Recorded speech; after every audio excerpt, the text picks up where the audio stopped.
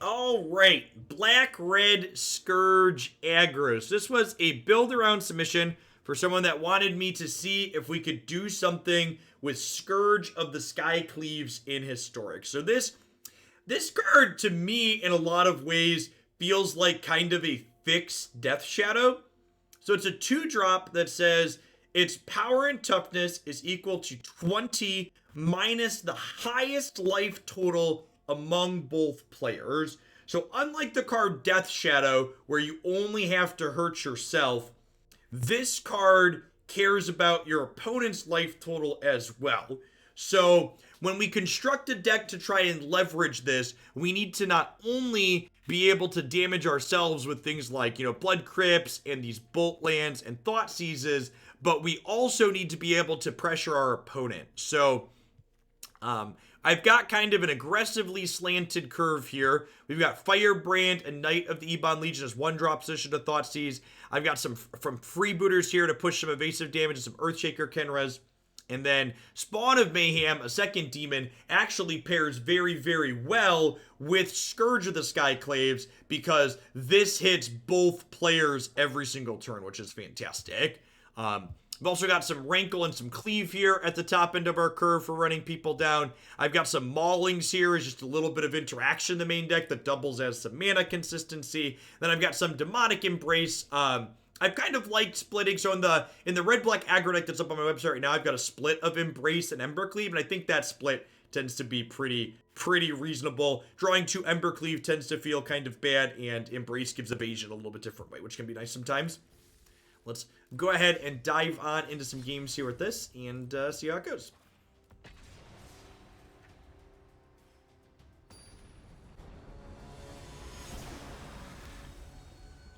Is that the sound of my volume turning up? Oh, Amen kept board, my Amen kept board.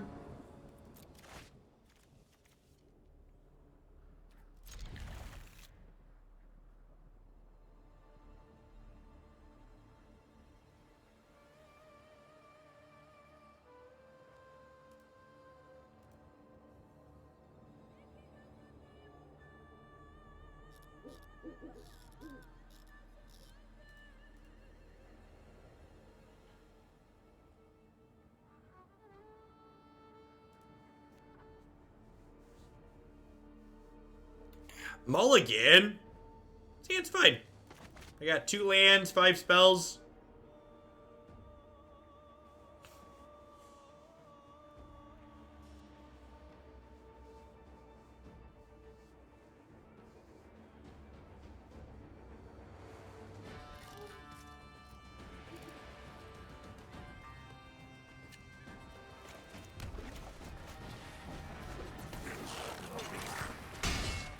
Yeah, it's one of those new split cards.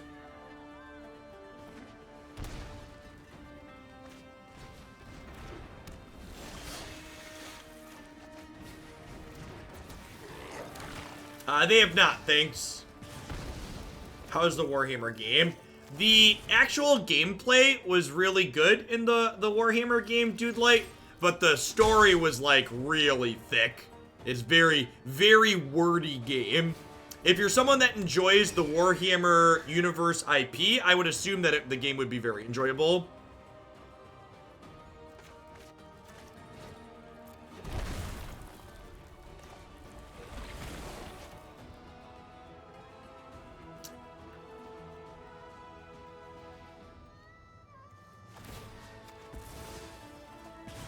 So, I think I'm gonna play Scourge plus Knight here.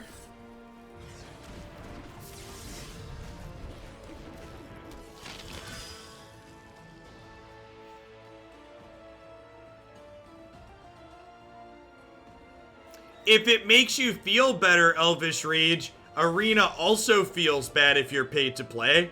It just feels bad in general.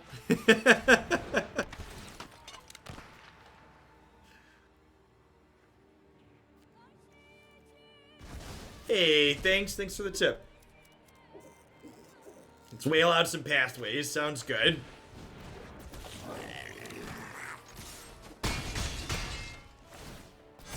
That's true. You do at least have the cards to play with. Our Bolt land looking really good here. Would not have been able to play Scourge if we didn't have Agedom as one of our lands this game.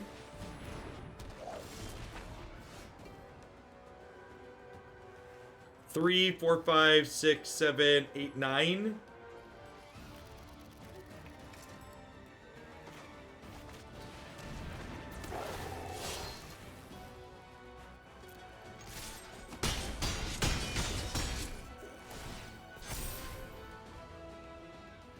And if they smack us with this, however much damage they deal to us, Scourge is going to gain that much in stat line.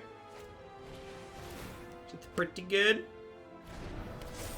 This gives flying and draws a card.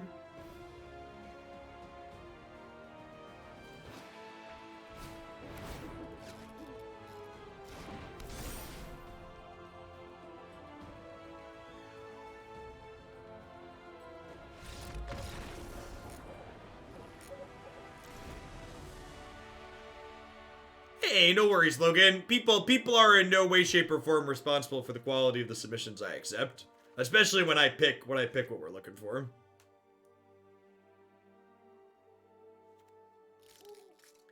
I think this is an all Doomblades on deck matchup. I just want to be as interactive as possible.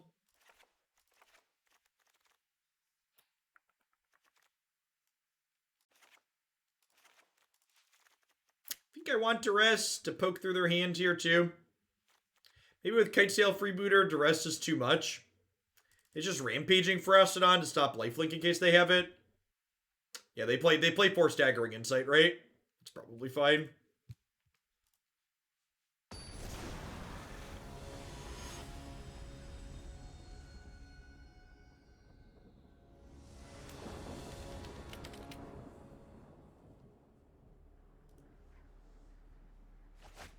I plan on reincorporating Moto into my weekly plans. I mean, for the right amount of money, I'll incorporate anything into my weekly plans.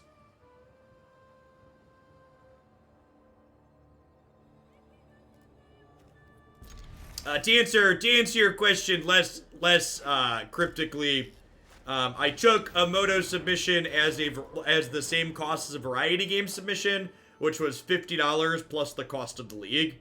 So the person donated $60 to get the Magic Online deck on the schedule.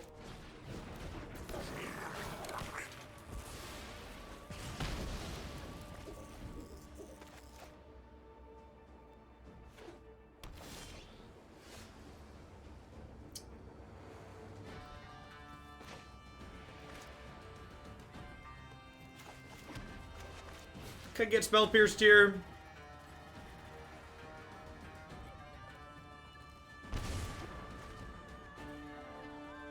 I guess we have chosen to be the control deck this game. That's definitely how our hand lines up. This is the, not only Spell Pierce, but Lurrus going to hand here is another potential reason to have waited on the Thoughtseize. Maybe my sequencing was bad there. Perhaps I should have been more patient with this. Okay, well, if they're not going to be patient, that's really good for us.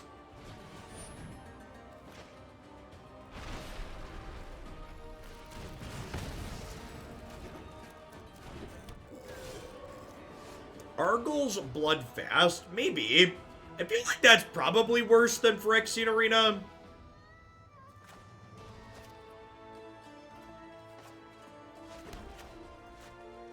I'm gonna go ahead and do this one now.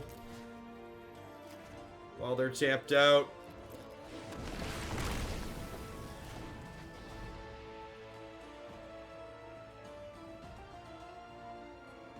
Could also be right to just get Murderous Rider down.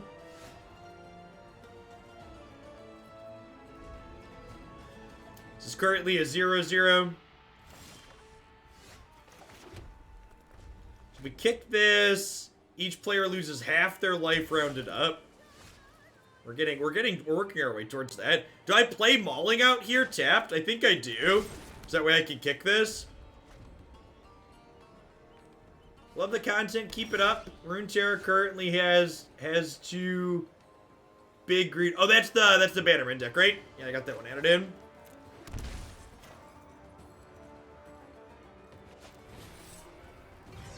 Kick it. Sweet, we even got an animation. Nice. Nice.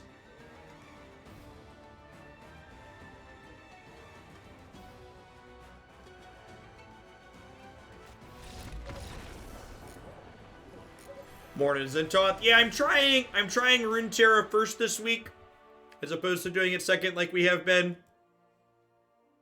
Looking for feedback. Let's see what that looks like for my viewer count. And how people like that.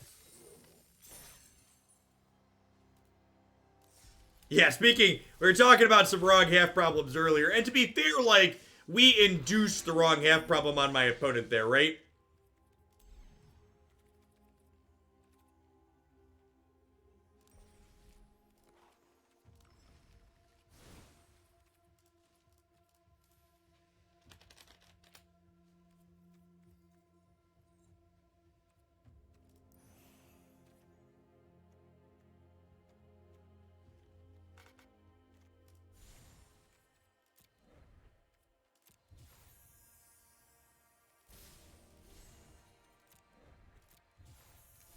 Shout-outs to thanks for whaling some pathways for me.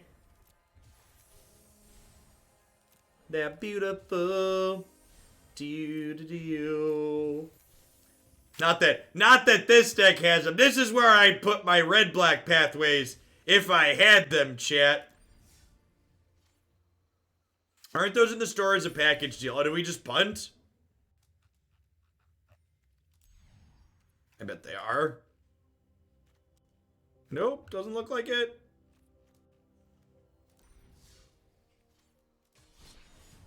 Maybe there was and I missed it.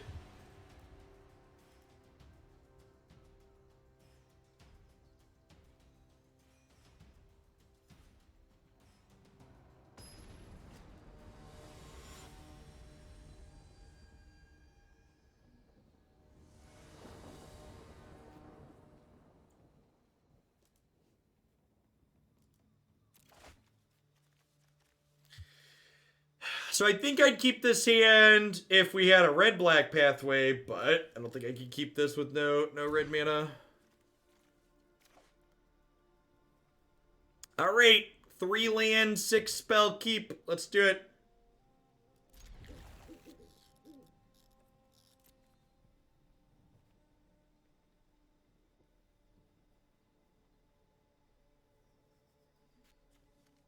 I'm playing the Wellspring, so it could be red aggro, could be the sack deck.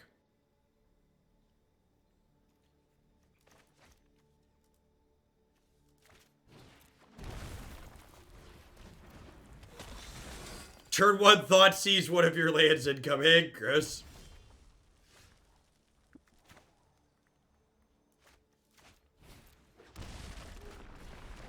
My dojo does not contain fear, chat. Beep, beep, let's go. Let's go. Do. Beep,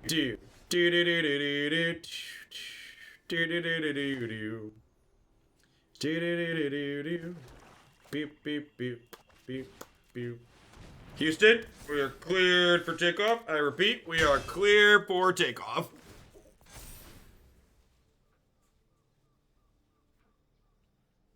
How do you feel about Kaladesh and Historic? Well, I mean, Kaladesh was always coming to Historic, chat.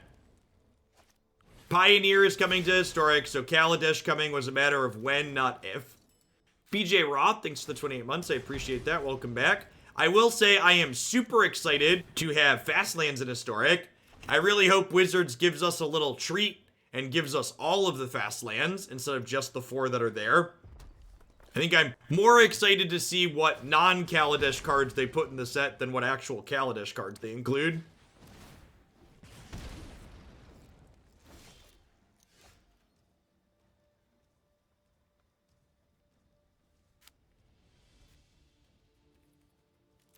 I think we are unfortunately going to die next turn.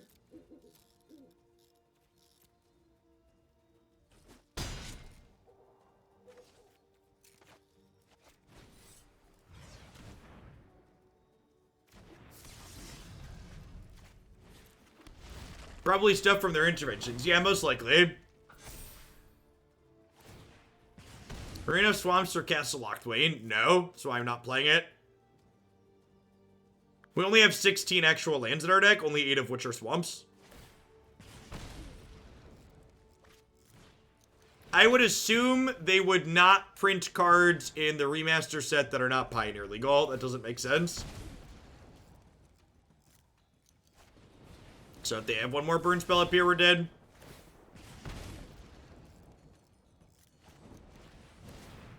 Yeah, swords would be sweet. I agree with that one.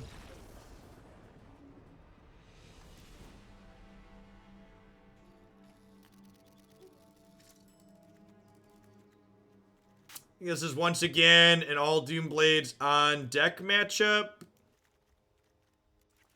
think it's definitely Thoughtseize out. I think it's Kitesail Freebooter out too. Just want more cards that play to the board.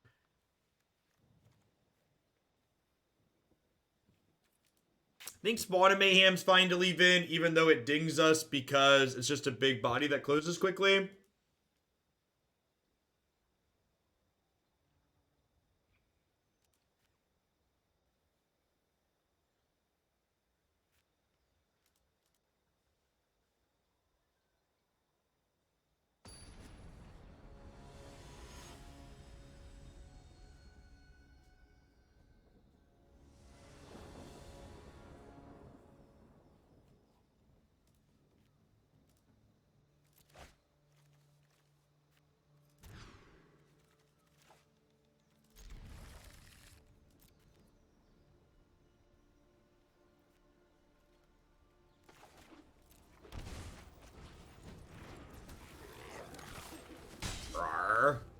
I'm leading on Fanatical Firebrand, so this way if I draw another red 1-drop, I can play it out.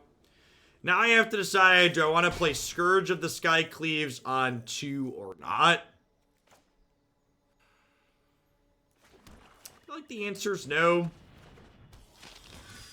I really want to play it out as Grizzly Demon.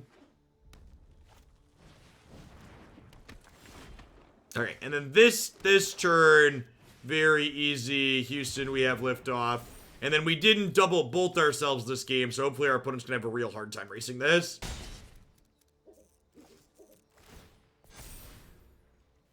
The arena economy is a huge feels bad. It is incredibly consumer unfriendly.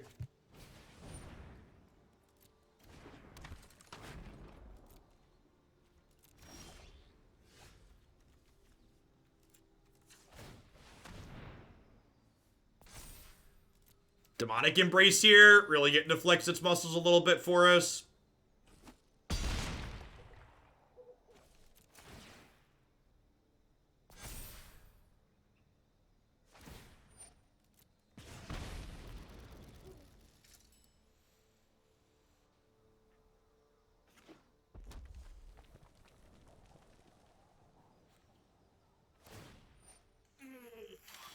Yes, please poke me a little bit so my Scourges can be large. One of the appealing things about Historic as a format, once it finally gets to stabilize a bit after it grows up a little bit more, like I imagine the addition of Kaladesh will let it stabilize, is that ideally players will be able to put in that first little bit of money for, you know, whatever deck they want to play in Historic, and then you can just play Historic forever with that deck. It's one of the reasons why non-rotating formats like Modern tend to be so popular in paper. Zach Industries, thank you for the 5 months. I appreciate that. Welcome back.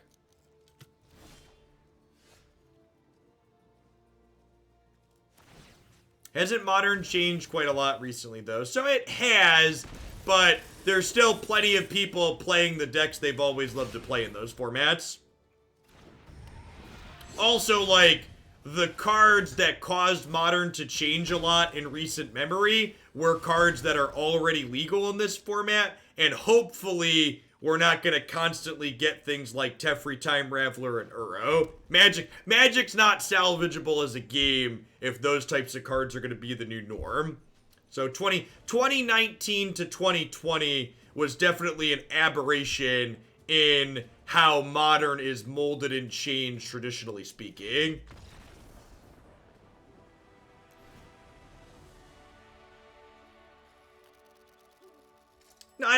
think that's true, Ribson. I think the last year definitely people acting like the last year and a half is the norm of what's modern has been since its inception is just not true. I agree. Part of the problem with the last year and a half of Magic is that the monumental mistakes in designs have emanated through all of Magic. And that's a big problem. Like, traditionally speaking, if there were issues with Magic standard format, you could escape to Modern, Pioneer, Legacy, these other formats that were different, but the mistakes were so big, they rippled through everything this last year and a half.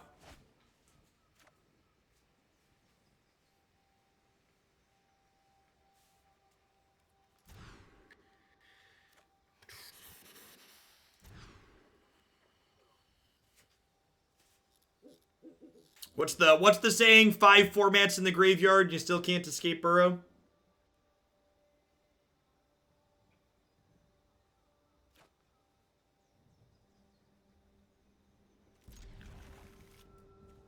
I'm gonna be greedy and bottom a land here and keep my Demonic Embrace.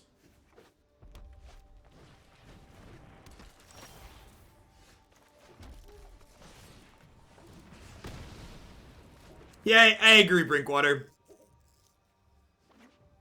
People who blame the London Mulligan for Magic's issues in the last couple of years either probably aren't very good at the game, aren't very bright, or are intentionally acting in bad faith. Yeah, put an also Mulligan to bit. Which is nice. And sweet. Demonic Embrace on Knight of the Ebon Legion has just been stellar so far.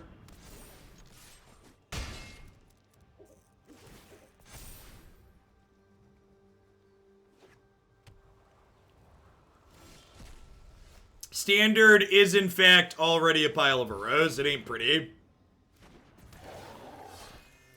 Yeah, our deck almost assuredly mulligans better than our opponent's deck, too, which is nice.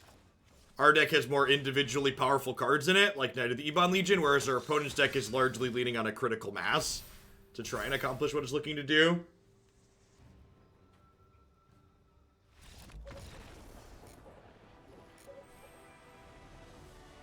There are still people mad at the London Mulligan. Yes. Yes. There are.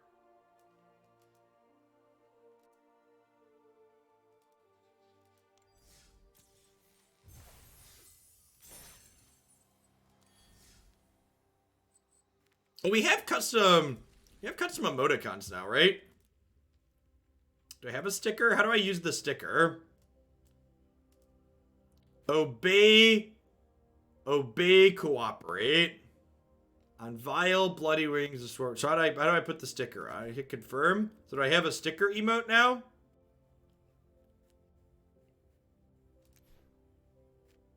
You have to peel the back off first.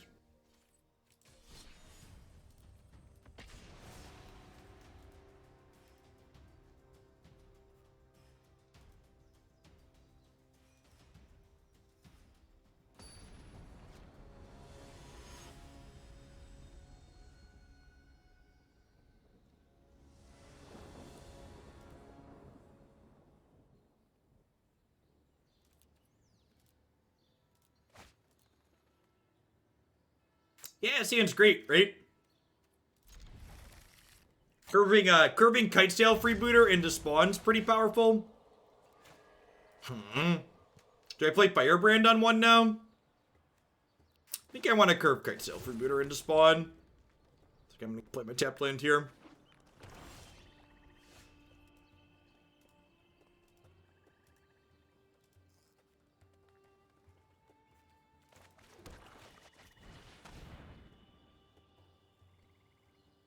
I've not played that yet, K-Smith. We should do that one of these mornings.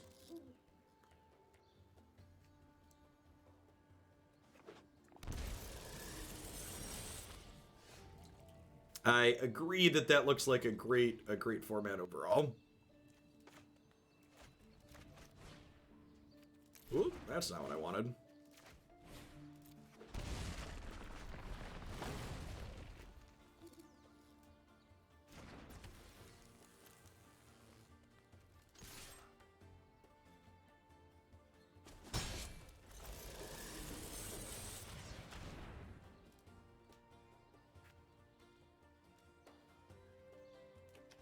First come, first serve, 6 free booster packs. 2 different codes. You can only use 1 per account. Shout out to Marcus W from the subs Discord for hooking me up with those.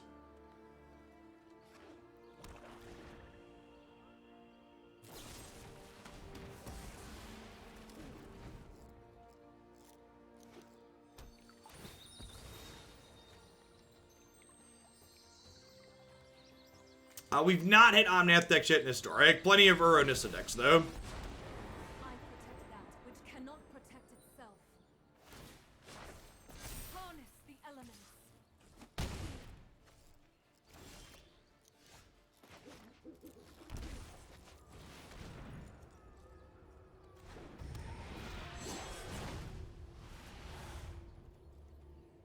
I didn't get to catch it on Saturday, but I watched the open playlist on YouTube while working yesterday. It was one of the most enjoyable and professional Magic events I've seen. It was well done and Corey was great. Yeah, he was.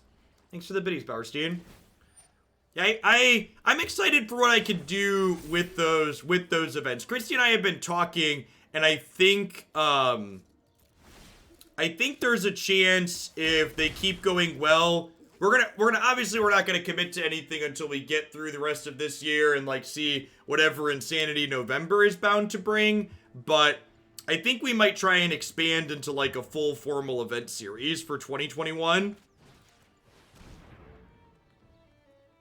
Create some type of qualification system and have a capstone tournament at the end of the year.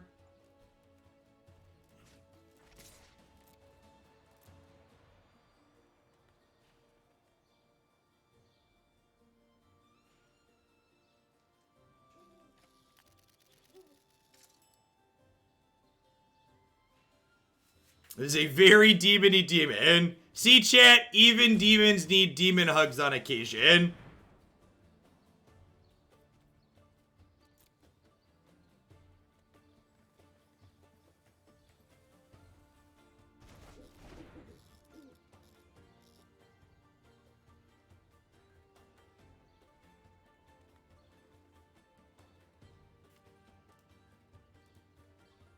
Zelf, thanks for the 10 months. I appreciate that. Welcome back.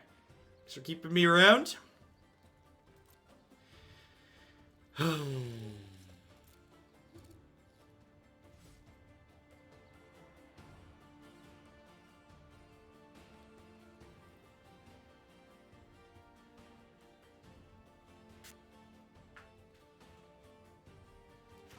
putting this into play untapped and playing Khenra. I don't think so. I don't know. I feel kind of dead regardless, right? Because this is just such a powerful card.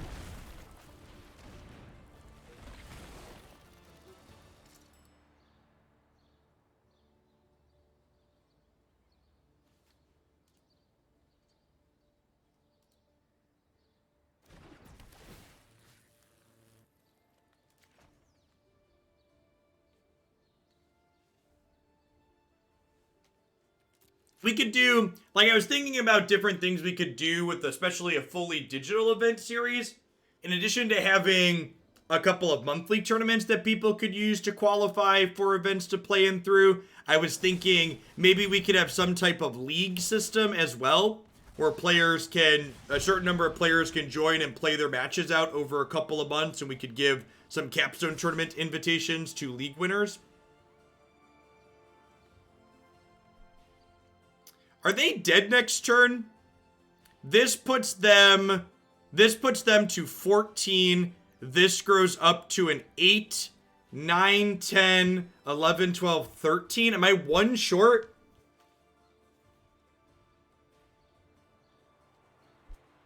I'm one short, aren't I? I am not branching out into anything Runeterra related for running events until we have some type of website or support system for doing so.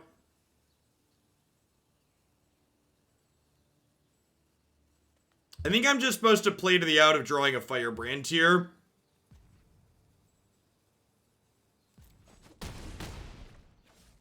Good old Trusty Dusty. Thanks for the 5 months. I appreciate that. Welcome back. Thanks for keeping me around.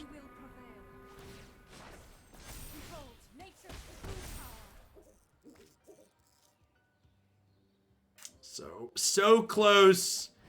And yet, so far...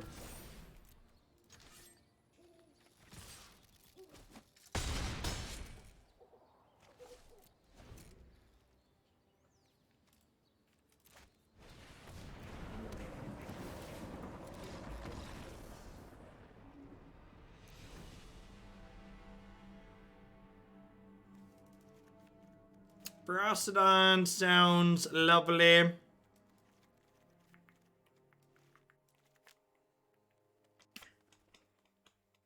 But I just wanted to let you know that Uro is coming. Yep. Very hurried.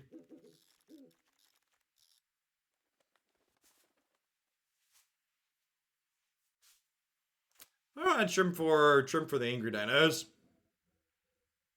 Getting a board big enough to cleave consistently might be hard.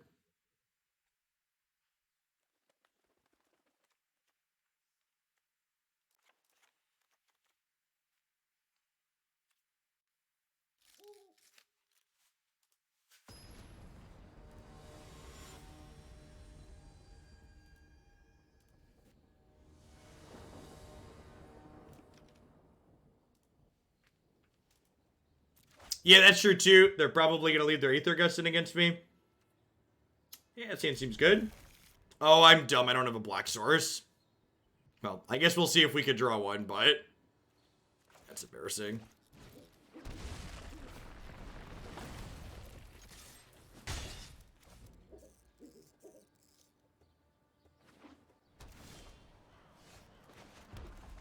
Not a black source, but better than missing, I suppose.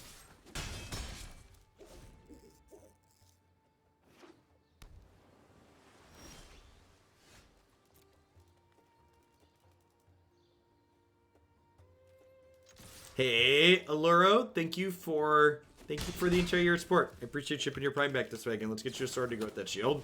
So keeping me around.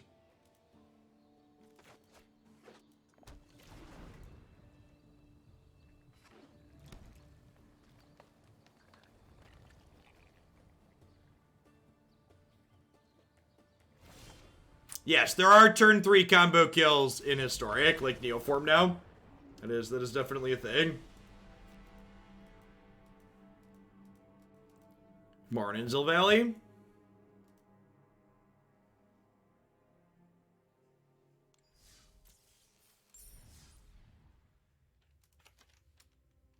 Ooh. Here's some boosters for me.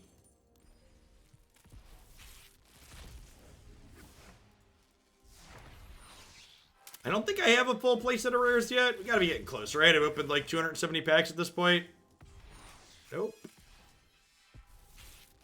Opening packs one at a time is so tedious. I can't even sit here and click spacebar. I have to click with the mouse. I have to click in 2 different spots.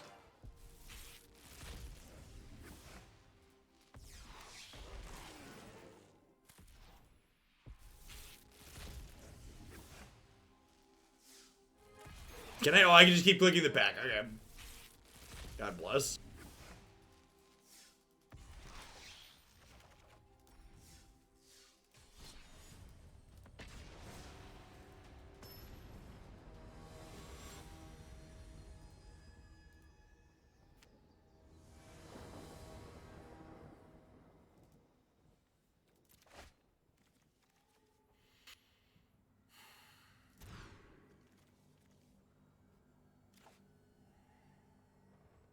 Well,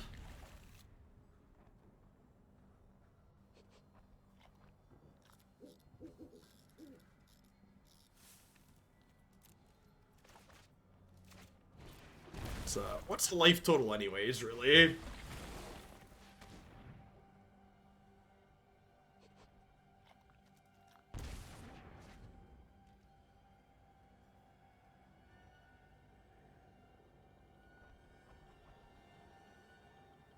What's the life total? It's a resource. Accurate.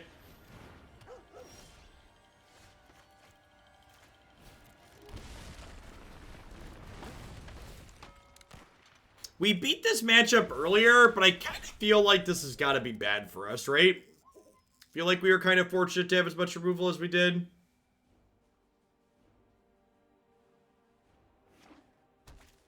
Hey, thanks for 11 months, Rage. Good, I appreciate that. Welcome back.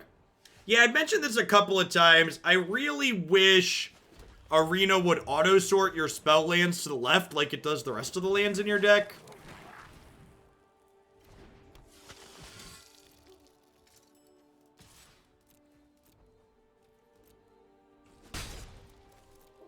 Yeah, maybe because I have Knight, I'm supposed to Knight on one and then Bolt Thoughtseize on two.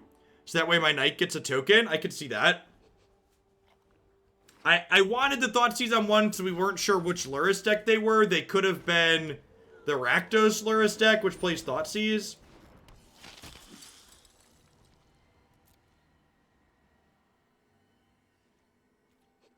I think taking away both their spell payoffs is ideal.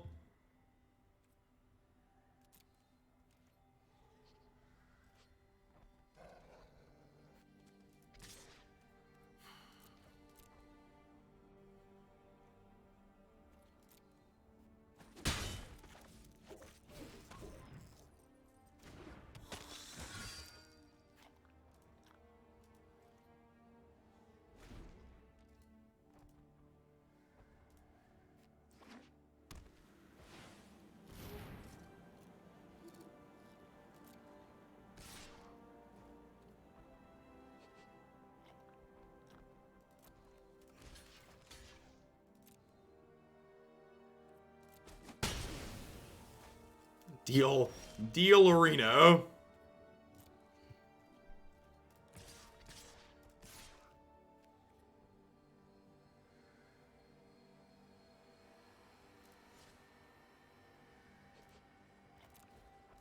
I mean, they have no enchantments right now, but they have Lurrus in their hand, chat. So they have Staggering Insight in the bin, so they're probably dead here.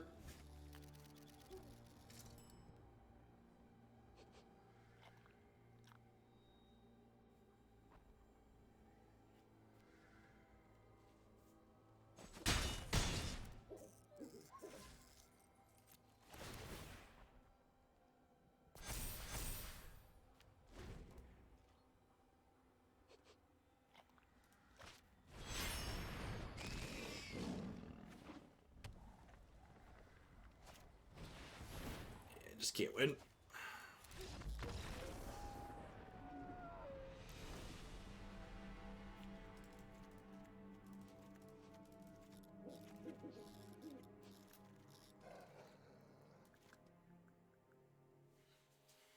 So I want all of my removal spells. Kitesail's a little bit slow, I think. Rampaging Ferocidon to stop their lifelink sounds good.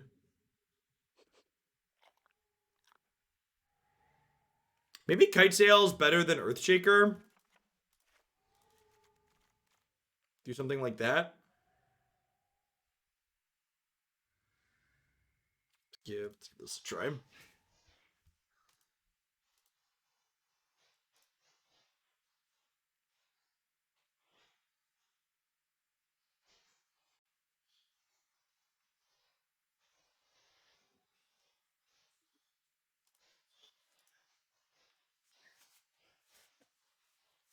Or it seems like it would probably get shredded by all these sacrifice decks running around. Yeah, not only the sacrifice decks, but the red-black Dreadhorde Arcanist Pyromancer variations also tend to give it a pretty rough time.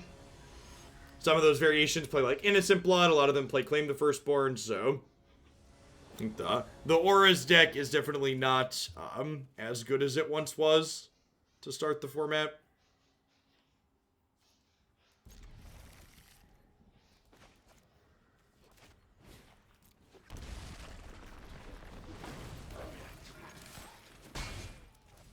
Crunch.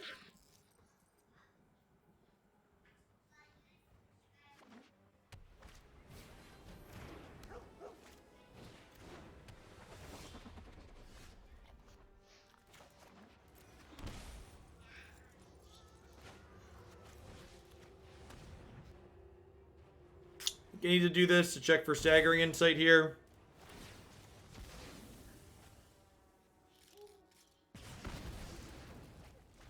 Scourge, the first demon ever printed without flying. It might be, huh?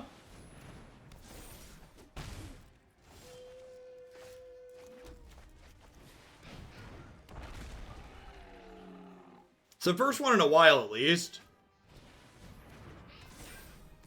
Alright, open for an Abrade here.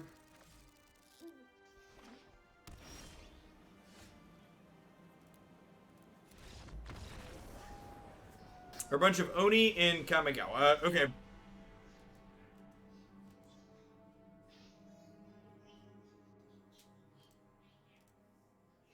So far, Scourge felt kind of unimpressive.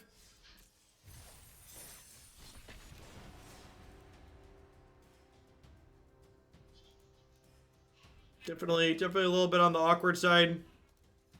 Scryfall's great. A bunch of demons that don't fly, apparently. Like a way worse Death Shadow. Yeah, I think it feels like one of those. This is an attempt to fix Death Shadow, right? It's definitely like what it feels like from the outside looking in. Man, are we just in like the blue-white auras per part of the ladder? Maybe they're playing red-black and we'll be surprised.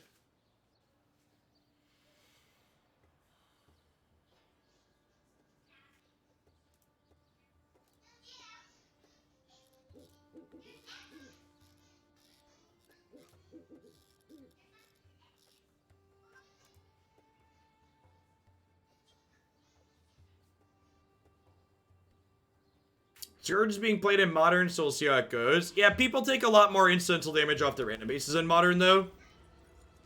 Like, Modern, generally speaking, players start at like 17 life a lot of the time. So it's quite a bit different there. Sweet, not blue-white auras again.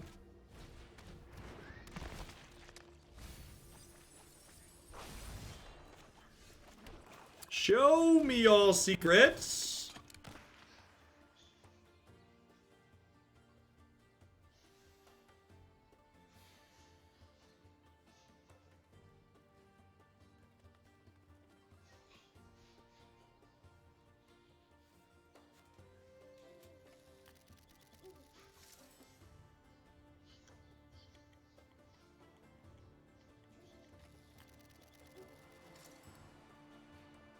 Well, if I take their Spike Field, chat, they're just gonna Blood Chief's Thirst my thing.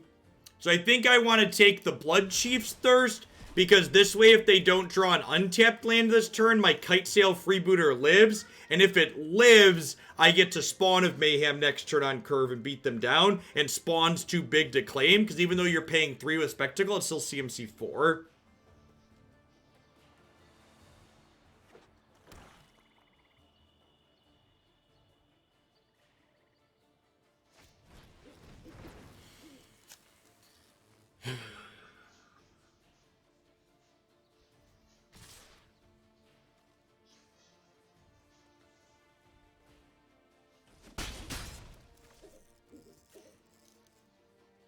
We're gonna ban this card for a reason. In the next open. They even spiked the basic land, so my Mauling's not cheaper anymore. Yeah, there's a good chance that we just are gonna be too far behind now because of the tempo loss of not having a 3-drop on 3. It's another one of those kind of it's not directly resource variants, but I prefer to as curve variants. Like the fact that we just didn't get to use our mana this turn is huge. Something that Runeterra does a good job of addressing with their spell mana system, where you can carry mana over across turns.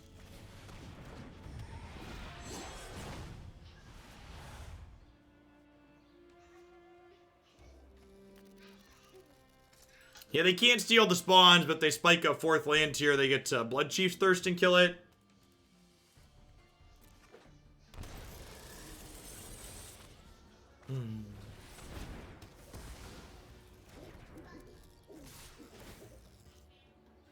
I assume they're gonna sack their supplier to draw 2 here. No.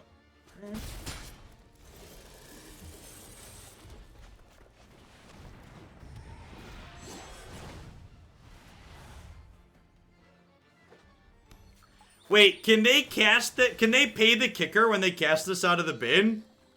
How does kicker work? I think they can, right?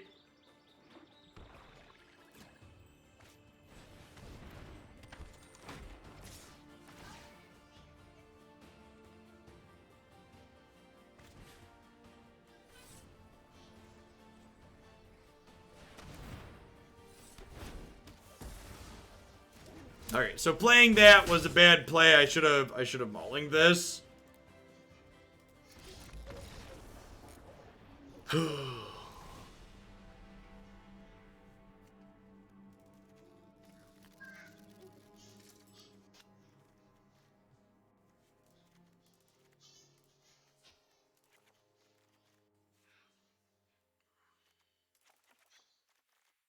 I think I like trimming Thoughtseize in this matchup. I just want more cards that play to the board.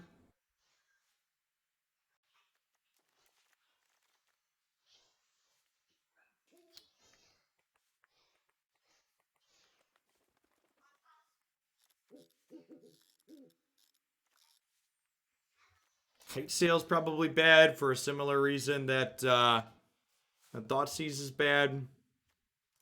Trim and Embrace if I'm going down on threats.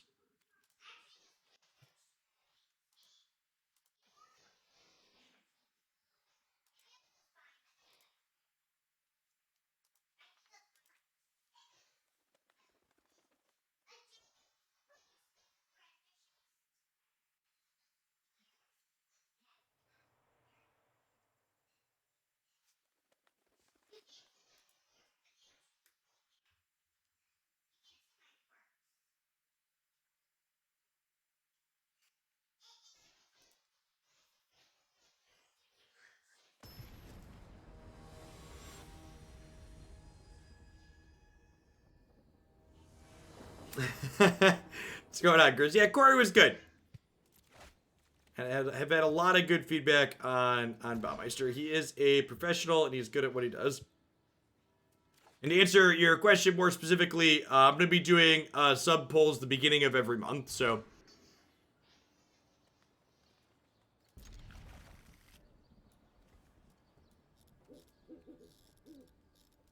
Hey, Max Mischief, thank you very much for the brand new tier 1 sub. I appreciate that. Welcome to Oglandia. So keeping me employed here this month with that.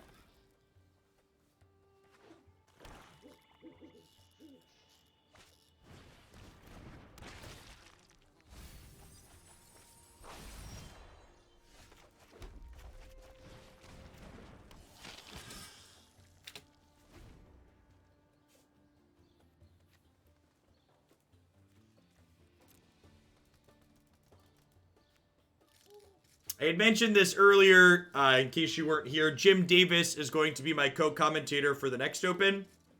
It's going to be in 2 weekends, the first weekend of October. I'm going to post full details about that tonight once we find out if there's going to be a ban list update or not.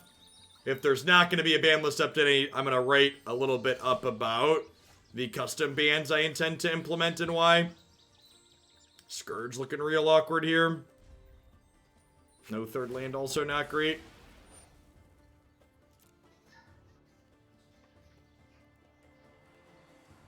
Will it be Saturday or Sunday? I'm also not certain on the date yet.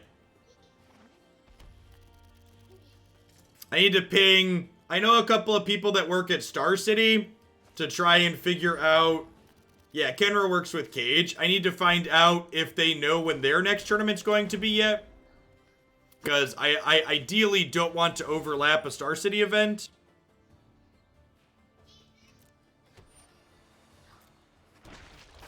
So it's definitely going to be the 3rd or the 4th. I'm not sure which of the two yet.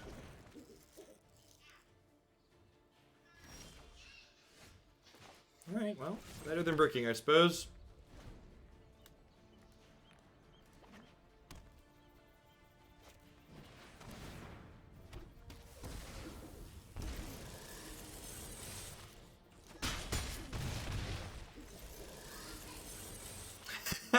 Thanks, Max. I do what I can with the small platform that I have here.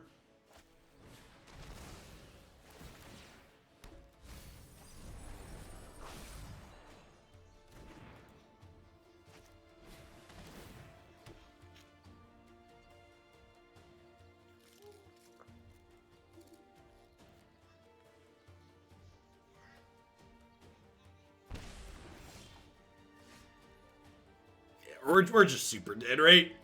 I can, like, interact with their Pyromancer, but there's a Croxy coming back from the graveyard, and we've just got no reprieve in sight from that one. I mean, even Pyroclasm doesn't get us out of that game, right? I guess if I had Clasm plus Rider, maybe, but, like, their graveyard's full of stuff for Croxa there. Stitcher Supplier puts a lot in.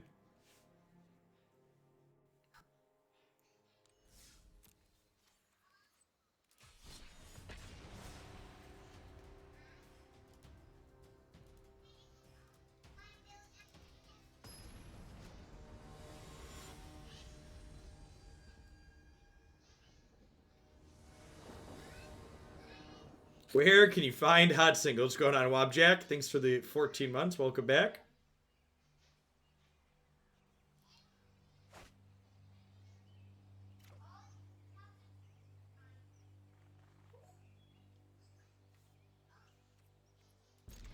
Sam looks good. Get to go Swamp, Thoughtseize into Shatterskull, Khenra into Scourge. Some mono green stomps, eh? So I think we just take the Sword Tooth, even though it's not attacking for a bit, and we'll hold the Mauling for the Galta, hopefully.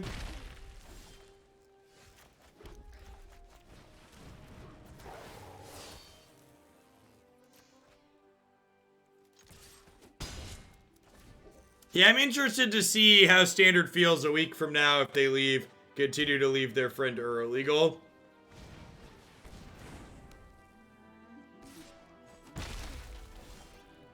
My plans for as we expand into running more Hoaglandia tournaments are to not commit in advance to what formats our events are going to be more than like a week to 2 weeks out. So that way, if formats suck, we leave ourselves the flexibility to make adjustments. Want to be extra agile, you could say. I think I'm putting this in tapped and just hoping to draw an untapped black source here to play this as a spell.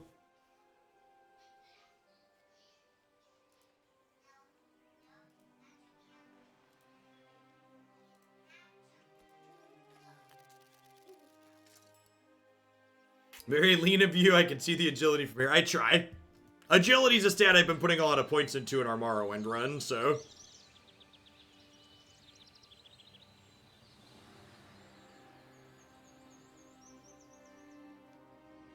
Omnath is so offensive. So,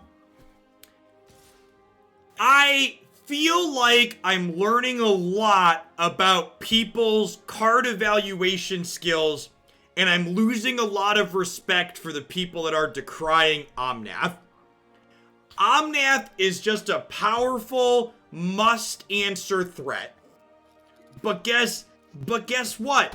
You can answer it, and it goes away. Like, Omnath really isn't a problem. The issue with Uro is the recursive element attached to it. And I think the people that are decrying Omnath as a problem are super biased.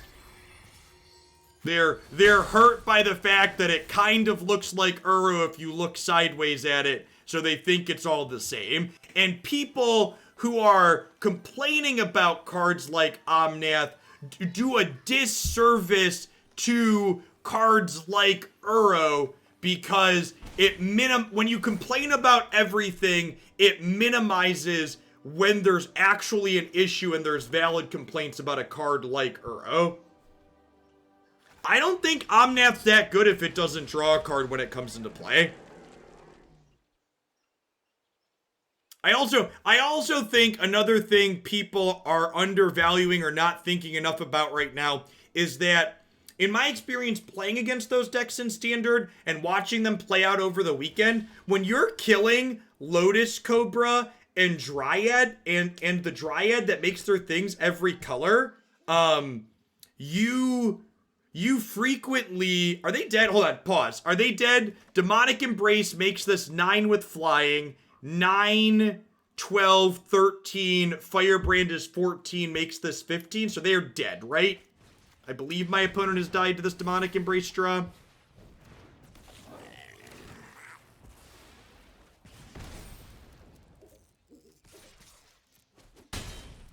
Demonic Embrace notably looking better than Embercleave here. Yeah, a lot of the ramp cards, and people have been so hurt by Uro and Nissa that they're not used to ramp cards that suck on their own that you can interact with in a meaningful, profitable way. So like Lotus Cobra and the Dryad are both cards that you can 1-for-1 and they get basically nothing out of them. Like, yes, they're very powerful if you leave them in play, but they're not like Uro where they're must answer, but when you answer them, you end up behind. And that's a really key distinction that's very important to understanding why Uro is a card that needs to be banned and there aren't answers to it, and why things like Lotus Cobra and Dryad and these other things that are powerful, like when you answer them, they go away and they're done. You don't have to answer them constantly or have very narrow specific answers to them.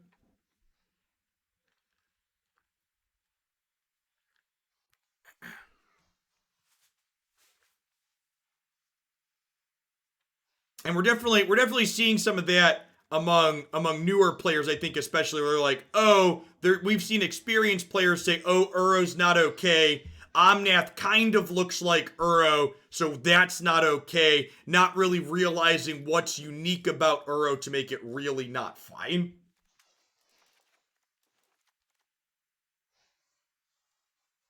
I bring in one Abrade. Earthshaker Khenra gets stonewalled pretty hard in the ground.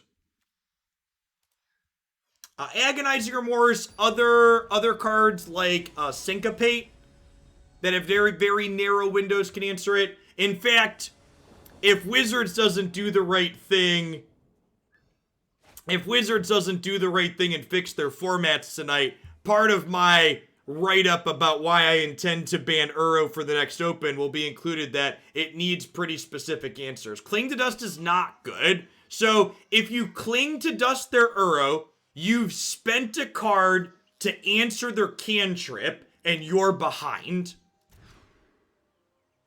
So Cling to Dust is actually a good example of something that's not a good answer because of that. I'm going to be greedy and bottom a Swamp here.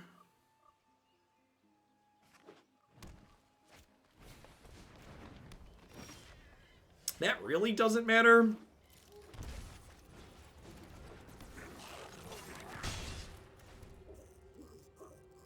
Why did Cat get banned in Standard? They banned Cat in Standard because their quality software is incapable of having an auto yield to trigger options programmed into it.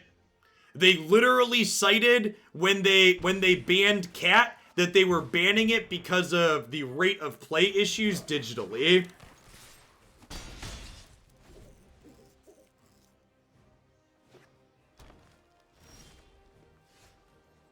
I am not joking. Their ban list justification included the client being poop. Only Monsters, thank you for the 8 months of support there. I appreciate the 2/3 of a year. Welcome back. Demonic Embrace is technically graveyard related. I think this is a good example of overboarding from our opponent. To be fair, we're also playing a bit of a brew, so it's not like we're playing an established deck, so they don't really know what's going on. So I can understand that to a degree.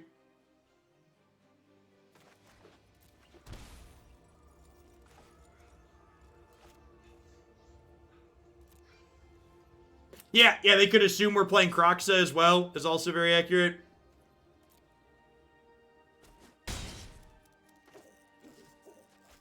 Alright, there's a 2-mana 6/6.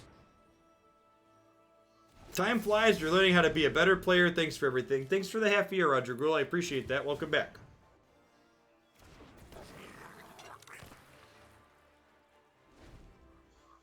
That's true. The Black Bolt land technically gets turned off by Cage.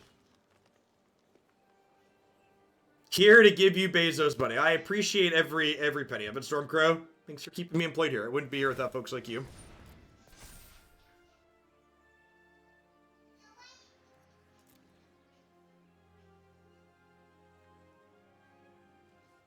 Yeah, you just don't have good attacks here.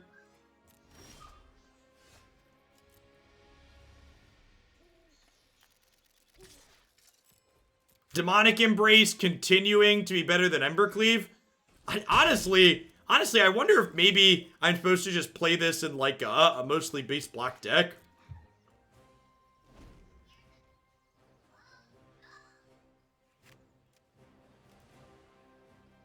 Imagine if my opponent's Grafdigger's cages had been spells with text this game. It's a really good draw. I am Scala's vengeance, and I'm coming for you next. Thanks, Storm Cooper, I try. Wait, what? Okay. Red Rover, let Yorvo come over.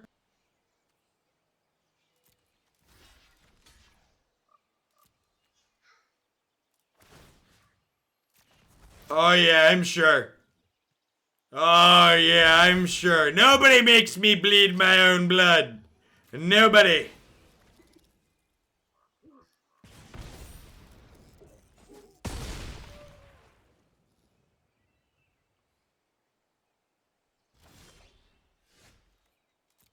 I don't know if this card's good, but it's definitely sweet.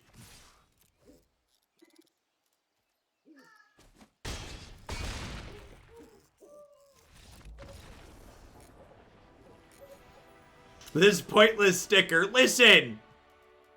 I translated an emoticon, okay?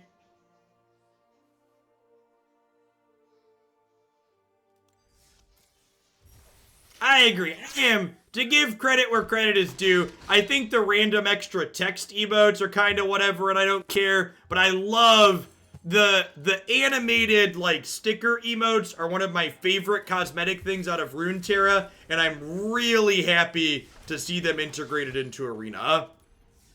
I really hope we see Arena lean into monetizing cosmetics more and better and making the actual game cheaper. Because Arena's core monetization model, based around making the cards themselves expensive and inaccessible, sucks for consumers. And I hope they're able to create sweet cosmetics to monetize, and they work to make the actual game itself cheaper.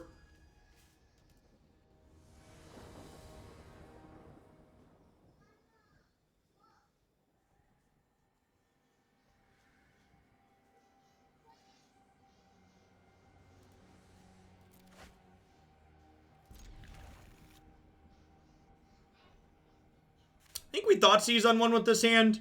We'll go Thoughtseize into Night Thoughtseize. Actually, no. If I Night on one and double Thoughtseize on two, I get a counter on my Night. So that's the play. Figured it out.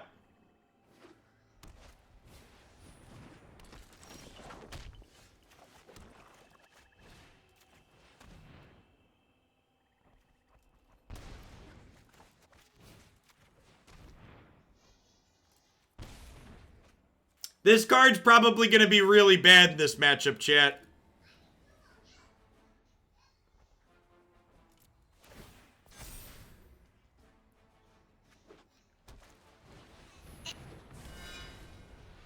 You think? Yep. That being said, we might be aggressive enough on the play here that we're going to get through. The kicker text might be good. That's true. We did kick it earlier. I mean, Spawn of Mayhem is no slouch here, chat. He's a very angry demon.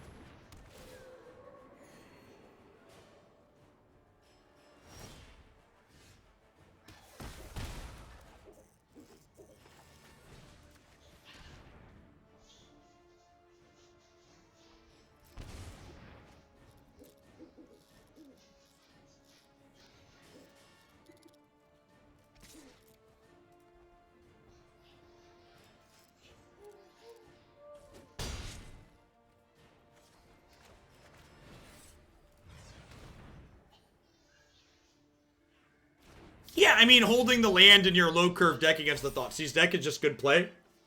Opponent played that well. Alright, so I know they conceded to the 2-mana 6/6 there. I'm gonna board it out. I am aware they just conceded to the card. Still not keeping it in my deck.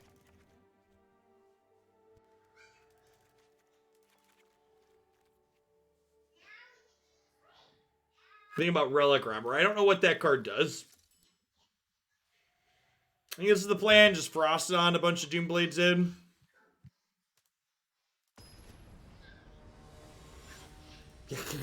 Confirmed not blocking Warriors this match.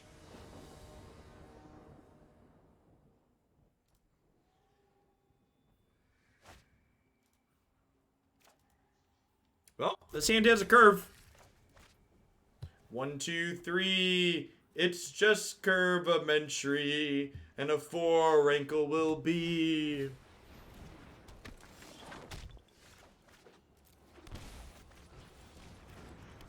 Morning, Blazekin. Still morning? It is still morning. The fact that I'm, like, I used to only stream in the morning, so it was always just instinctually good morning. And then we did afternoons for a little bit. Now I'm live in the evening sometimes. A lot. Change is scary, chat. I think I'm passing here and planning to just Abrade into Rider.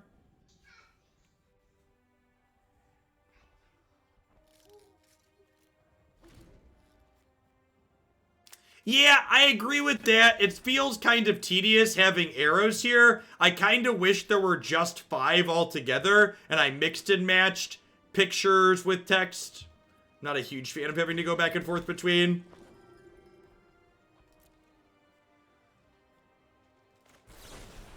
So I usually turn sub-only chat off for non-magic games. We've been doing more of those lately, so... Like, today I decided to leave it off and chat's been behaving, but I toggle it back on if people get annoying. We have more people in here for Magic than we do for non-Magic games. So, the higher chance of people not reading or adhering to chat rules goes up.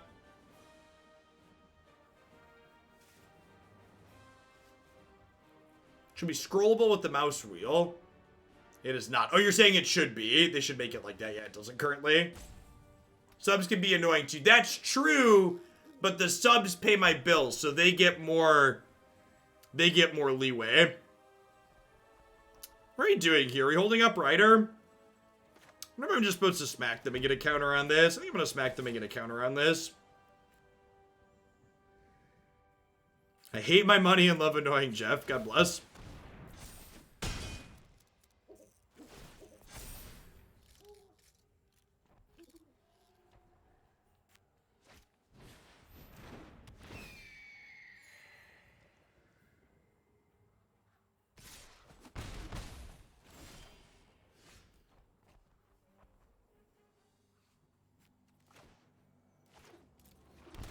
It made me chuckle. Some salty child in a thread that came up about me was reveling in the fact that my numbers were down recently, just completely ignorant to the fact that I've been streaming non-Magic games.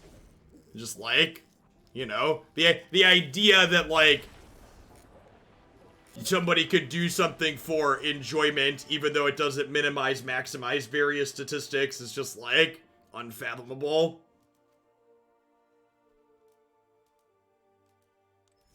There's no ethical chat under capitalism. To be fair, all of us here are currently making Jeff Bezos money, so like, you know.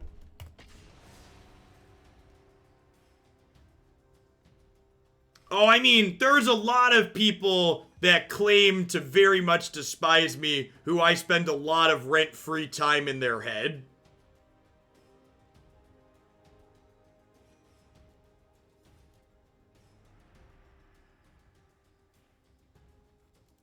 Ain't that the God's honest truth, extras? I hate Jeff Bezos, but I do love my 2-day delivery. Yup.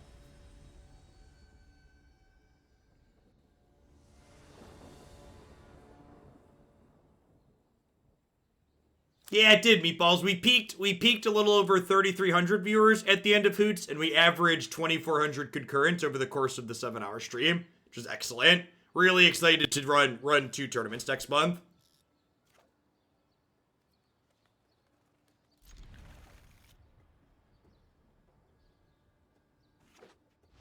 Morning Exceeded Gaming. Yeah, for this week I'm doing Runeterra in the mornings to start.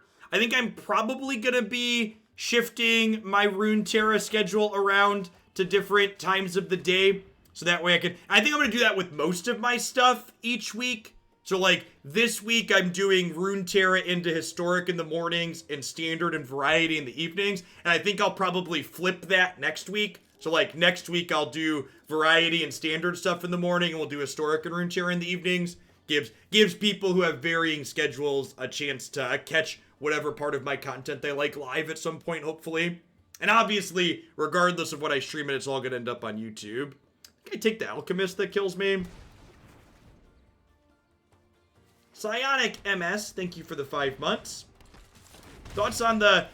So, overall, I am not super optimistic about the future of Standard after looking at the events, the everything so far, if they don't adjust anything. That being said, the event this weekend was fun. There's a reason why when we revisited Standard, I made it be the very first weekend right after rotation, because I think even if Standard ends up being mediocre, the first event after rotation is still really sweet.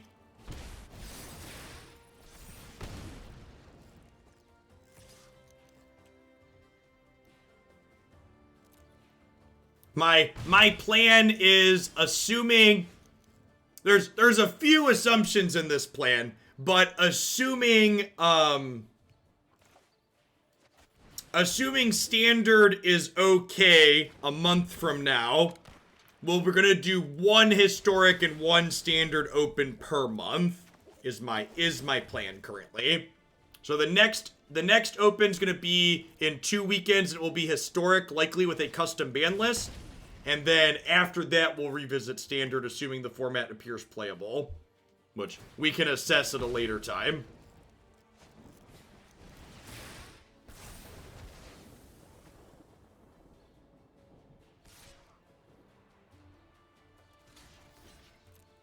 Well, don't want to go to 4. It doesn't matter, we're still dead, right? This is gonna kill us next turn.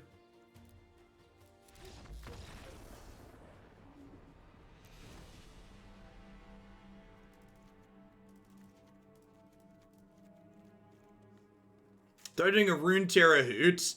If MTG Melee adds support for Runeterra at some point, that is on my list of plans, yeah. But without an official third-party site/client to host tournament stuff on, doing it manually is just not feasible. Part of the reason why we're able to run such an efficient, well-organized event is because of MTG Melee. It wouldn't be possible on a site like Smash, like GG, to run the event as smoothly as we run it. Hey, Forrest, thanks for the 3rd review. I appreciate that. Welcome back.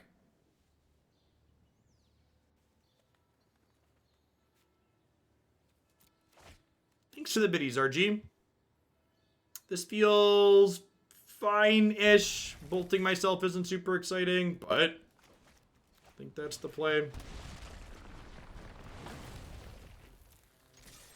I am not expecting a ban list update today. I would like to see one, but I don't think one's going to happen. Hope for the best, expect the worst.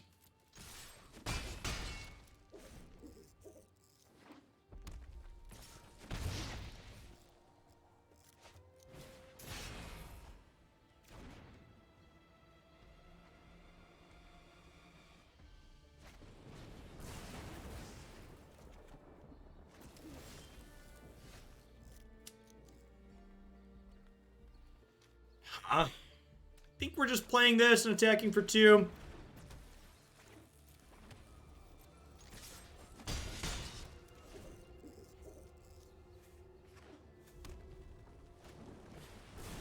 Yeah, Among Us is just a digital version of the game Werewolf, basically, Worky Corky. It's fine if you enjoy social deduction games.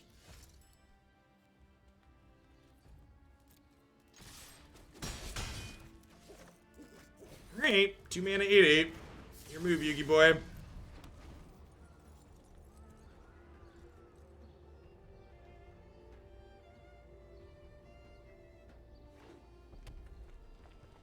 Do I play Among Us? I do not. No, I'm not a huge fan of social deduction games. People suck, and having to play games based on people tends to not be in my wheelhouse of enjoyment.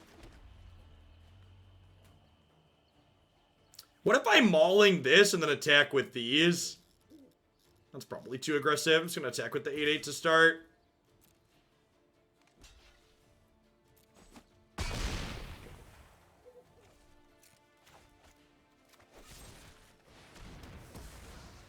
Social deduction games just don't involve really the aspects that I enjoy about actual gameplay.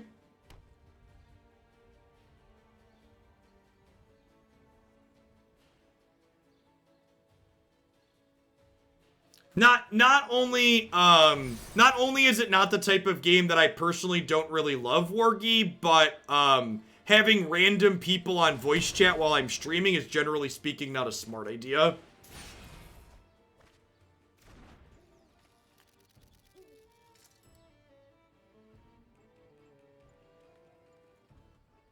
Yeah, they're dead. They're dead to the mountain escape Khenra here.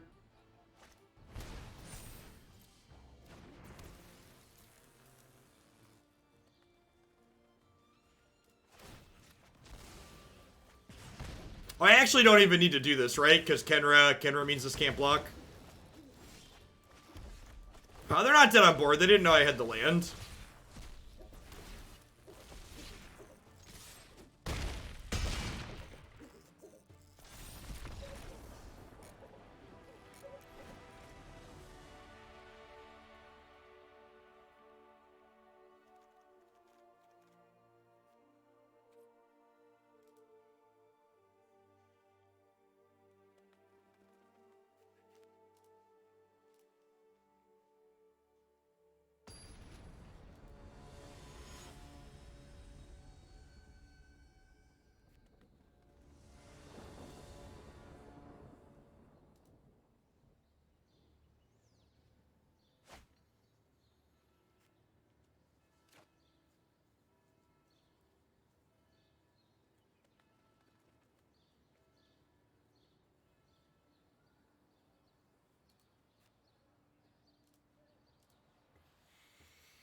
Yeah, seems great, huh?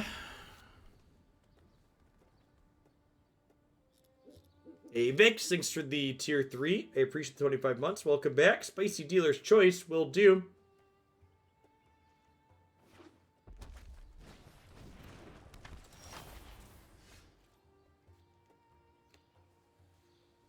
Think they're going to do enough damage to me here that I'm going to play my first land tapped.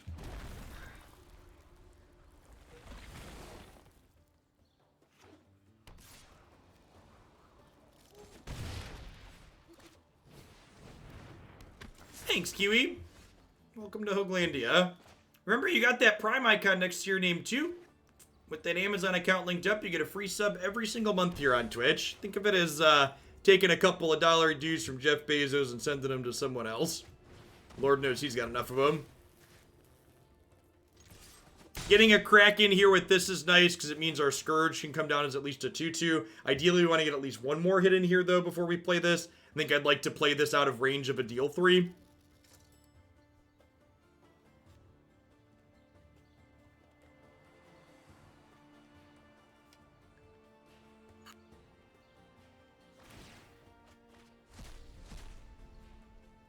Robbing the rich chefs to give to the middle class chefs. Exactly. Kiwi and Fruit, thank you for the brand new tier 1 sub. Hope you're staying safe out there wherever you're at. They just bolted themselves there with this land, which makes Scourge very, very good here.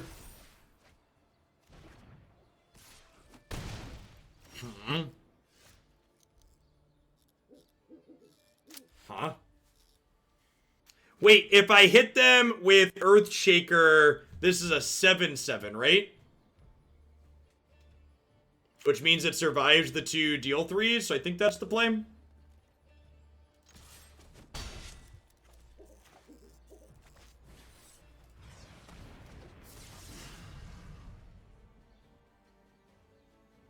I don't think I can shock to play another thing here, though, right? Yeah, they have Soul Scar to shrink it, but at least then that's 6 damage going here that's not going at my face, so I think that's still a win for me.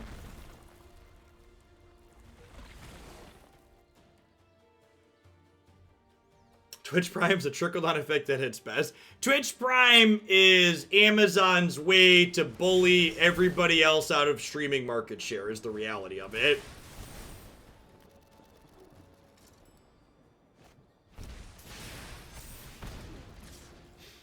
Yep. As long as Twitch Prime's a thing, it doesn't make sense for full-time streamers to stream on any other platform.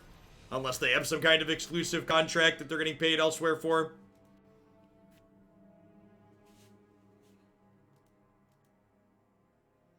If we had Teamer Battle Rage, that'd be better than Embercleave in the stack. I don't think so. Demonic Embrace has actually been really, really good. Embercleave's been kind of mediocre to underwhelming. Both Demonic Embrace and the new, the White Maul, the Skyclave, out of Zendikar have been really impressive to me in different aggressive decks that we've played them in. The fact that they always cost 3 mana is like pretty big upside in a lot of situations. Yeah, this is great, right?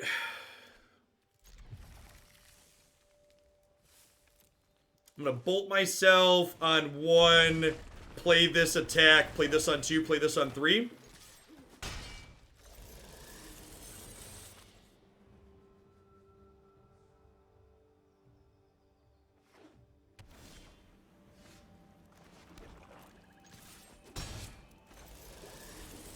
Grizzly Demon, I choose you.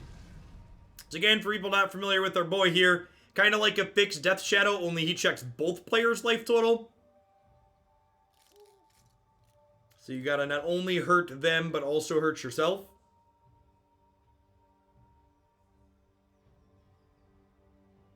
Works very well in tandem with our other demon here, who deals damage to both players at the start of every upkeep.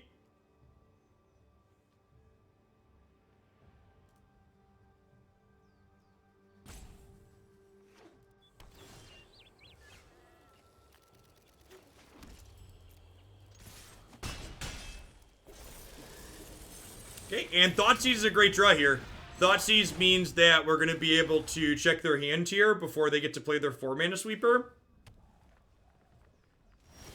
It also means that we're going to get to grow this up to more. Are they dead this turn? This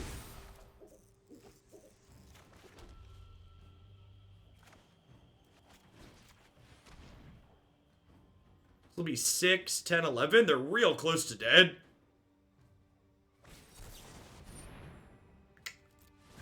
That's rude. What's this game called? This is Magic the Gathering Arena. This is the boomer game of card games. Settle down over there, opponent. Has the red splash felt worth it so far? I don't know. So I feel like you want to splash some color because you want to be, what's the word I'm searching for? You want to be bolting yourself and hurting yourself with your mana. But I'm not sure that red's the ideal splash. I feel like Embercleave at a minimum has not been worth it. If I attack with everything and they block Kitesail with the shark, they die, so I should attack with Kitesail. Because they have to block the Scourge. They drew a second settle. We'll just curl up in a little ball and cry.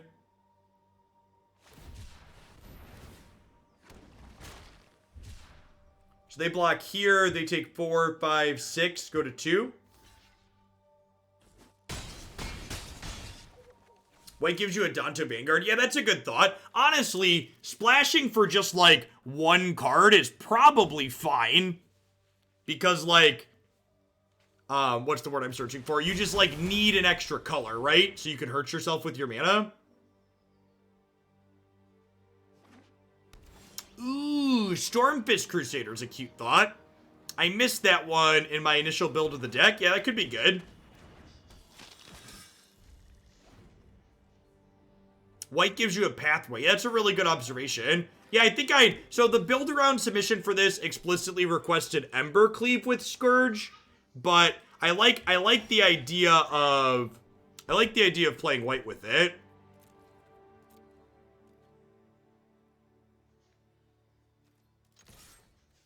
Oh, did I miss lethal? I missed lethal, chat.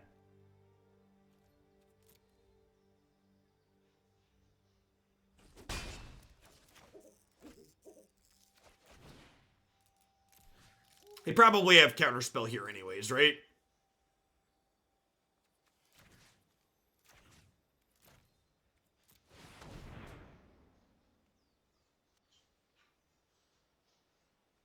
Please concede.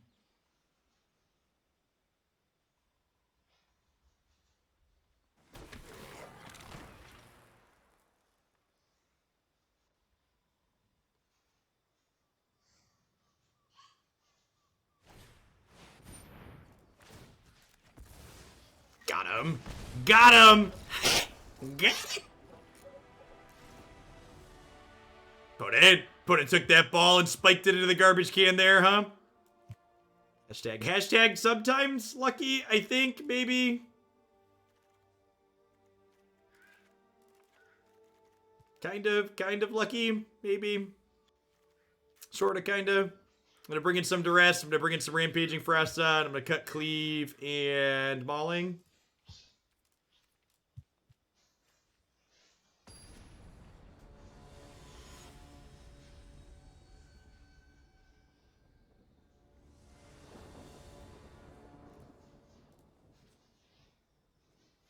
And they're out of here.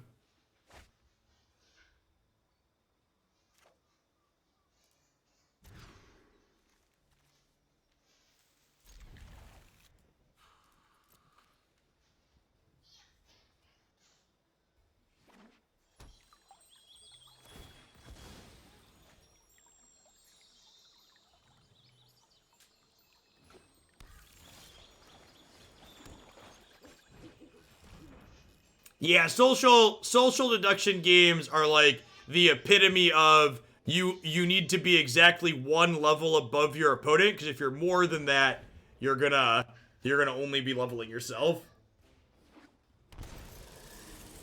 Tibalt versus Ferocidon is an interesting thought. I agree that I like that Tibalt is resilient to sweepers.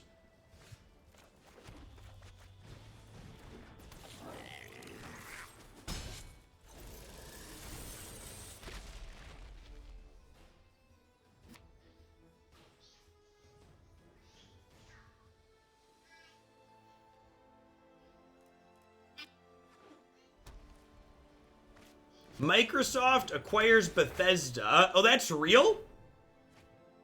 That's... I thought chat was trolling. That's like some real gaming news.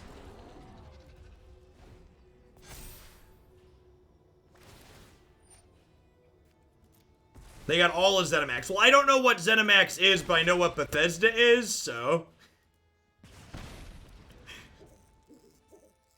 That's true. Microsoft does need exclusive games for their system.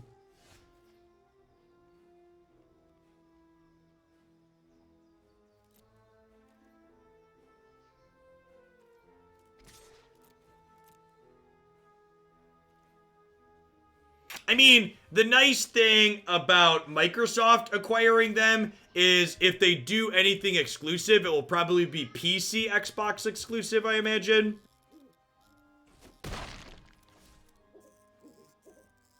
Yeah.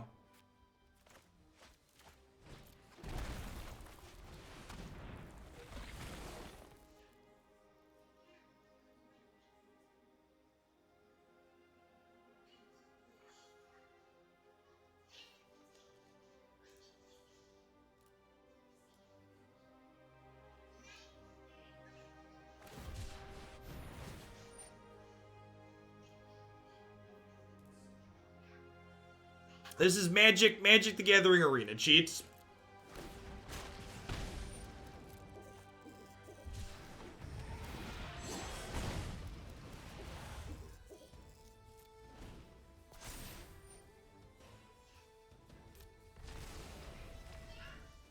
Well, I mean, Sony doesn't profit off of PC releases, right?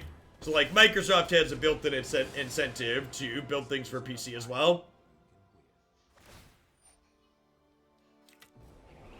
That's interesting. So they want to gain some life next turn, then?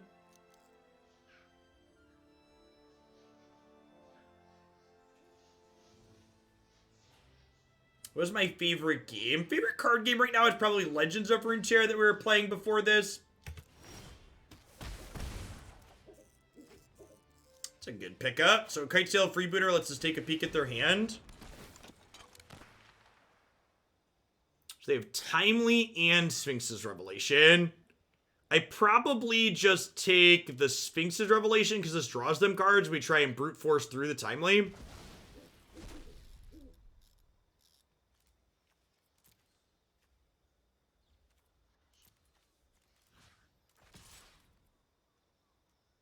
I think I'm using Firebrand to kill this. I mean, Timely's going to have text. I'm going to hit them, and their creatures are going to block, etc. Do I want to bolt myself and then play Knight of the Ebon Legion? I feel like I want to play Knight. I don't think I want to bolt myself.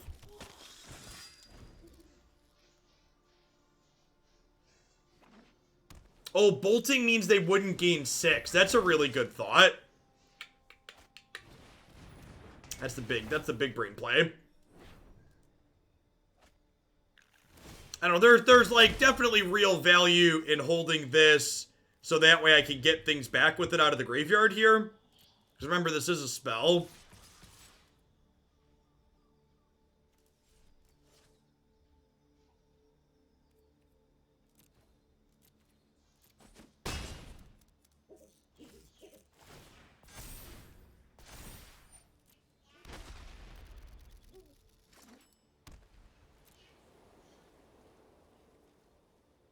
Railing Vortex. Vortex could be okay. I forgot we had that one to stop life gain. I don't know, the fact that you have to hold up a red to stop life gain with it is like a pretty big cost.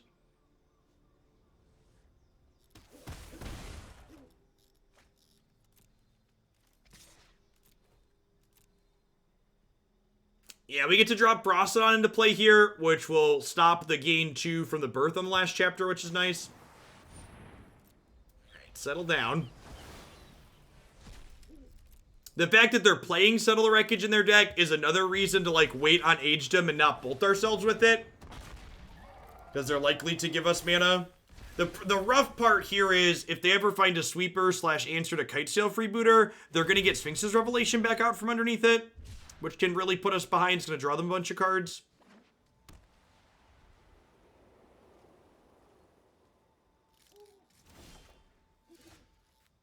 This is actually an okay draw.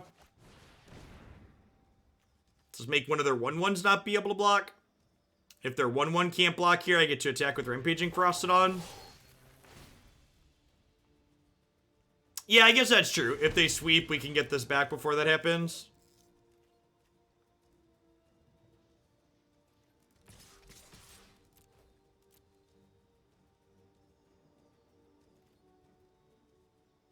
Yeah, I agree. I think that playing the Knight the turn I played it was wrong extras because giving them the tokens was meaningful.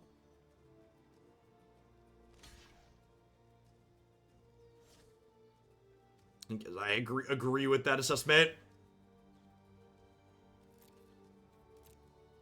So we have to go bump, bump. This will bump off of these, so these two will die.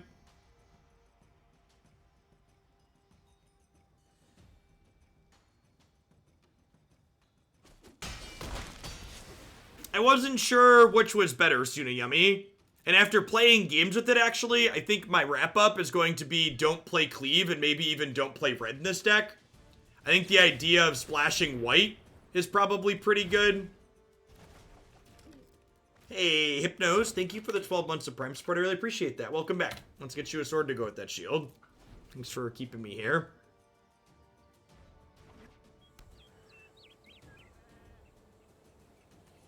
So they get to draw 4 cards. They don't gain 4 life at least. No, they don't gain life here. So like I don't think we're just dead. We're like not in an ideal spot, but I don't think we're necessarily GG. Because like they draw 4, but I get to take one of them. Yeah, a Danto Vanguard. You also just like want a second color in this deck so you could hurt yourself with the Bolt lands and the Shock lands.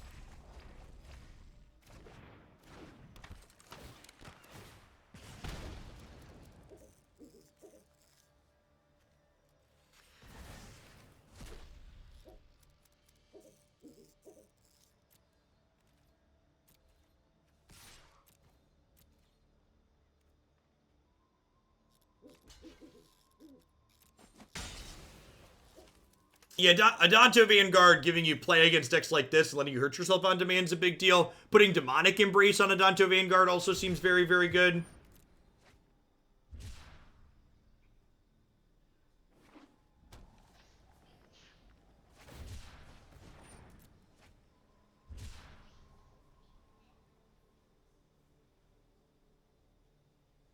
The Red Black Knight could be okay. I don't know. I'm a pretty big fan of having consistent mana. I definitely can't afford to play around another Solar Wreckage, so we're just pushing here.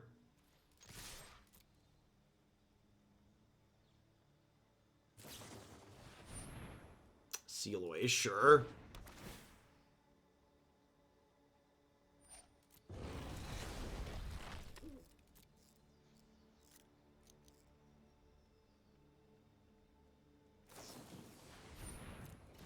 Yep. Super unfortunate they're exiling our stuff instead of killing it, so I can't get it back with Shatterskull.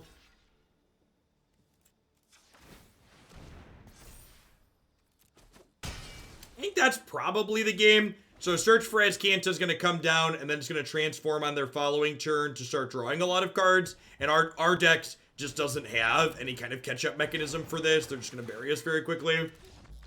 Start the third game on the play. Hey, Gooks. Thanks for the 3/4 of a year. I appreciate that. Welcome back. Thanks for keeping me around. Yeah, but like we're not an answer deck, Monkey. Like I don't want to board in like answers against the control deck. I'd rather be the one presenting the threats and trying to end the game. The only type of disruption you really want in these matchups out of your aggressive deck is proactive disruption. Things like Thoughtseize, Kitesail Freebooter, and Duress. Things where you can interact with on your terms.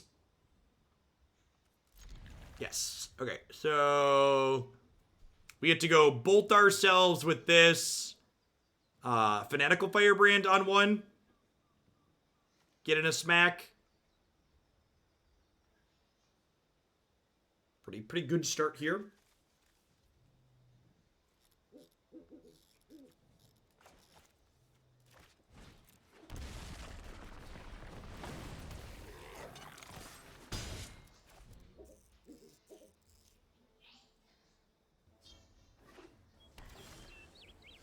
Yeah, that's the best way to put it. If we start being reactive, that's the type of game our opponent wants to play.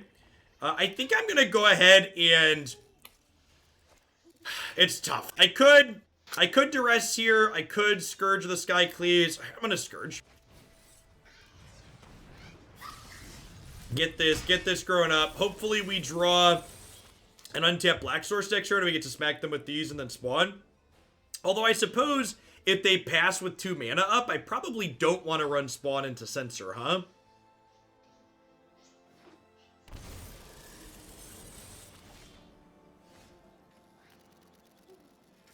I'm gonna Duress before we attack in case they have Seal Away. Nailed it. Nailed it, chat. Do do do do. Do do do do. Do do do do do. Do do do do. This stream is pre-recorded in front of a live Twitch audience, chat. Never forget.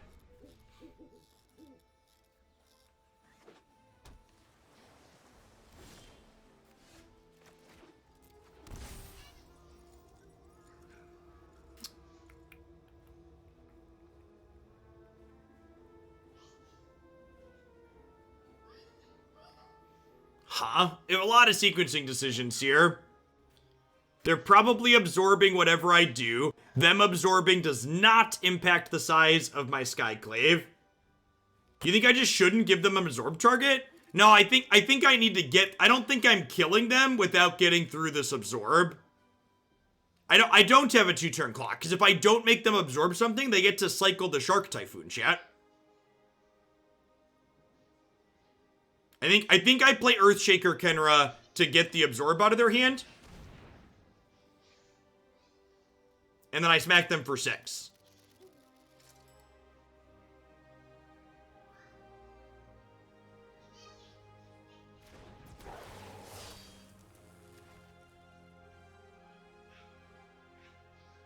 Yeah, and then now, if they want to cycle this to trade here, I get to go ahead and use this to kill the shark. We're just like hoping they didn't draw another seal away.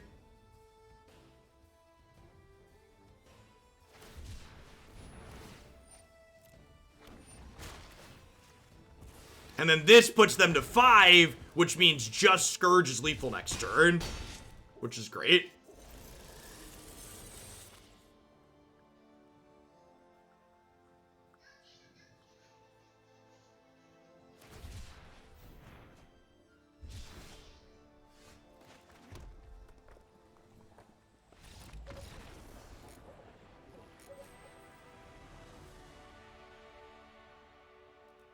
If all formats were available in Arena, which format would be most enjoyable or best for you to play? You know, the older formats in the last year or so, they've really been warped a lot. Like, powerful cards like Teferi and Uro have kind of left modern unrecognizable from what I really loved back in the day. So... takeaways from this, again, when you're working with new cards early on, I try not to give strong opinions on entirety of decks, but I try to have takeaways based on the new things that we're working with. My big takeaway from this is that there might be something to this card. This card was a 2-mana, 5/5, and 6/6 in a bunch of our different games that we played here. Honestly, I think the most shocking thing from this set, and this is kind of a theme I feel like for the last little bit, is the power level of this card has not felt nearly as high as it has for me in recent memories.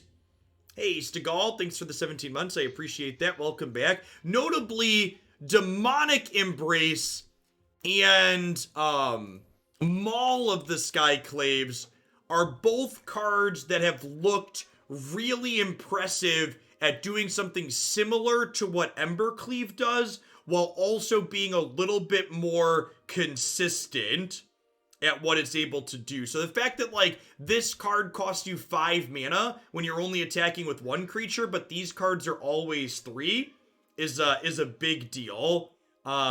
Demonic Embrace especially, something that came up in a number of the games that we played. Playing Knight of the Ebon Legion into Demonic Embrace lets this deal 4 damage and trigger itself, which feels really powerful. I really like the idea of trying a white splash in with Scourge of the Skyclaves. While Fanatical Firebrand was excellent in a variety of spots in the games that we played here today, I don't think the red overall necessarily felt super strong. And Adanto Vanguard is another very sweet card to put Demonic Embrace on because it protects itself. Paying 4 life with this can let you randomly punk people out or control your Skyclave, Sky Scourge Conclaves well. Notably, until the next set drops, we have a black-white pathway, and we don't have a red-black pathway. So your mana base gets better with a white splash than it does with a red splash. That being said, if you wanted to explore red more in this shell, I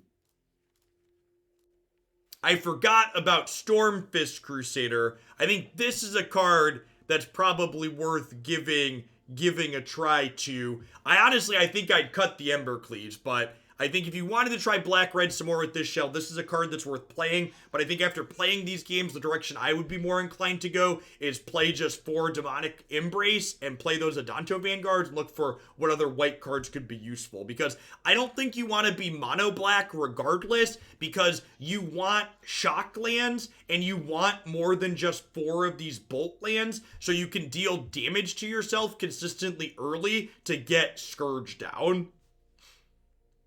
Yeah, I think you still run the white bolt land. I think you want, honestly, you might even just want 8 of these just because you want ways to hurt yourself a little bit early.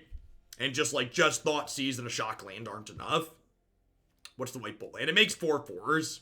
I don't remember what it is. At any rate, I'm going to be done for the day. For folks that are my regulars that still aren't new, sure, if you're new, welcome to the channel too, I suppose. If you're enjoyed the content and you want to see more of it, reminder that I'm working a split stream schedule now. So for people that are familiar with me personally, I have 3 small children now, 2 of which are in kindergarten and first grade, so they're doing remote learning. So I'm doing shorter streams in the mornings, so that way I can help them with their classwork in the afternoon. And then I'm coming back every evening. So we're gonna do some standard every evening this week. We're gonna do a little bit more historic on a couple of days, and we're gonna keep playing some of our playthroughs and some of the variety games I've been doing. So we're gonna finish our Portal 2 playthrough tonight, hopefully. We're gonna play some more Morrowind, we're gonna play some more Horizon Zero Dawn, and then plenty of Runeterra and Magic every morning. So thanks everybody for hanging out. Remember, if you're interested in more of my content, everything goes up on the YouTube channel. The sets from this morning will be up there on the next half hour or so. Hopefully I'll see some of you tonight.